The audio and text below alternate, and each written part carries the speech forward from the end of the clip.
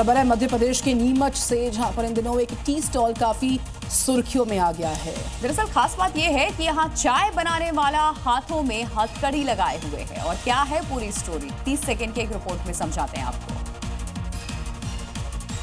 चाय की दुकान और नाम 498 ए टी कैफे, साथ में बैनर पर लिखा जब तक नहीं मिला न्याय तब तक उबलती रहेगी चाय। नीमच में चल रहा ये खास टी स्टॉल अपने नाम और बैनर को लेकर चर्चा बटोर रहा है। इसको चलाने वाले शख्स का नाम है के धाकड़। अब आपको इस टी स्टॉल के नाम के पीछे की वजह बताते हैं। दरअसल के धाकड़ पर उनकी पत्नी ने 2022 में घरेलू हिंसा और दहेज प्रताड़ना का आरोप लगाया है, जिसके तहत पुलिस ने उन पर धारा 498 के तहत केस दर्ज किया है। धाकड़ का कहना है कि उन्हें झूठे आरोप लगाकर बदनाम किया गया और लगातार परेशान किया जा रहा है, जिसके खिलाफ आवाज उठाने के लिए उन्होंने ये तरीका अपनाया है। अब वो इस टी स्टॉल के माध्यम से अपनी तकलीफ लोगों को बता रहे हैं। उनका कहना है कि पुरुषों के खिलाफ 491 ए धारा का गलत इस्तेमाल हो रहा है, जिसके खिलाफ वो कानूनी लड़ाई लड़ रहे हैं। और आइए मॉर्निंग जी में आपको दिखाते हैं राजनीति से जुड़ी हुई 5 बड़ी खबरें।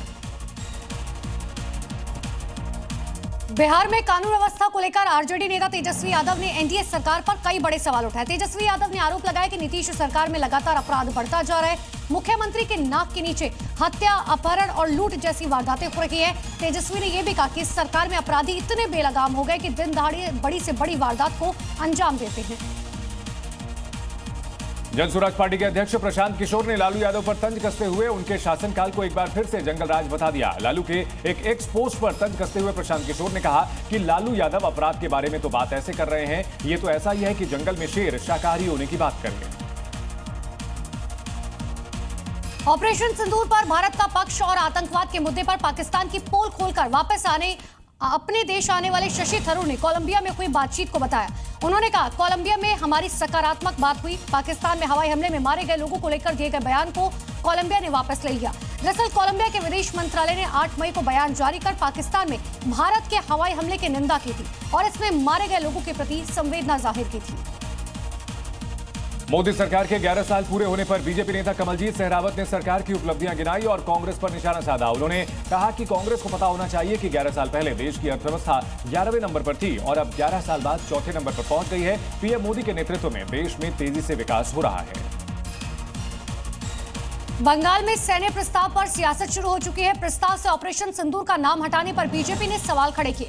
बीजेपी के विधायक अग्निमित्र पॉल ने साफ तौर पर कहा कि वोट बैंक की राजनीति और 33% मुस्लिम वोट बैंक को खुश करने के लिए ममता बनर्जी ने प्रस्ताव से ऑपरेशन सिंदूर का नाम हटा दिया। और चलिए आगे आपको दिखाते हैं राजधानी दिल्ली से जुड़ी हुई 5 बड़ी खबरें। दिल्ली विश्वविद्यालय के जियोलॉजी डिपार्टमेंट की 5वीं मंजिल पर इलेक्ट्रॉनिक सामान में शॉर्ट सर्किट की वजह से आग लग गई। गनीमत रही कि आग में कोई हताहत नहीं हुआ, लेकिन लाखों का सामान जलकर खाक हो गया। सूचना पर पहुंची दमकल की गाड़ियों ने भारी मशक्कत के बाद आग पर काबू पाया। पुलिस घटना की जांच कर रही है। दिल्ली के मंगोलपुरी औद्योगिक इलाके में रबर की शीट बनाने वाली 3 मंजिला फैक्ट्री में भीषण आग लग गई। आग की जानकारी मिलते ही फैक्ट्री के अंदर मौजूद सभी कर्मचारी बाहर आ गए। सूचना पर मौके पर पहुंची पुलिस और दमकल विभाग की टीम पहुंची। इतना ही नहीं, भारी मशक्कत के बाद 11 दमकल की गाड़ियों ने करीबन 6 घंटे के बाद आग पर काबू पाया। वहीं कूलिंग का कार्य देर शाम तक चलता रहा। उत्तर भारत भीषण गर्मी की चपेट में है। दिल्ली से लेकर पंजाब, हरियाणा और राजस्थान तक लू का प्रकोप जारी है। दिल्ली में मंगलवार को पारा 45 डिग्री सेल्सियस के पार हो गया। मौसम विभाग ने हीट वेव कंडीशन को लेकर ऑरेंज अलर्ट जारी किया है। आईएमडी ने कहा कि अगले 4 से 5 दिन के दौरान उत्तर पश्चिम भारत में हीट वेव की स्थिति बने रहने की आशंका है। दिल्ली के रोहिणी में हुई चाकूबाजी में घायल नाबालिग ने अस्पताल में दम तोड़ दिया, जिसके बाद परिवार में मातम का माहौल है। चाकूबाजी में 13 साल का लड़का घायल हो गया था। मृतक के भाई के मुताबिक मामूली सी बात में पहले मारपीट हुई और उसके बाद दूसरे पक्ष के लोगों ने चाकू से हमला कर दिया। पुलिस ने घटना के बाद 3 नाबालिगों को गिरफ्तार कर लिया। दिल्ली के बाहरी जिला में पुलिस ने अवैध बांग्लादेशियों के खिलाफ बड़ी कार्रवाई की। पुलिस ने 242 बांग्लादेशी नागरिकों को गिरफ्तार किया जो अवैध रूप से भारत की सीमा में प्रवेश कर यहां रह रहे थे। पुलिस के मुताबिक बाहरी जिले की विदेशी सेल को मंगोलपुरी रेलवे लाइन के पास बांग्लादेशियों की आवाजाही की गुप्त जानकारी मिली थी, जिसके बाद पुलिस की टीम मौके पर पहुंची और संदिग्ध लोगों को गिरफ्तार किया।